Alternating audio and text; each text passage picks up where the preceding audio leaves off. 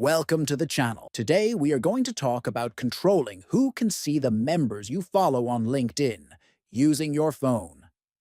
This is an important feature if you want to maintain privacy and manage your professional connections carefully. First, open the LinkedIn app on your phone. Next, tap on your profile icon at the top left.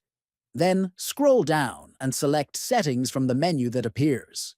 After that, find the Visibility section and tap on it to open more options. Next, find and tap on Who can see members you follow. Here, you will see two options to choose from. You can select Only Visible to Me if you want to keep your followings private.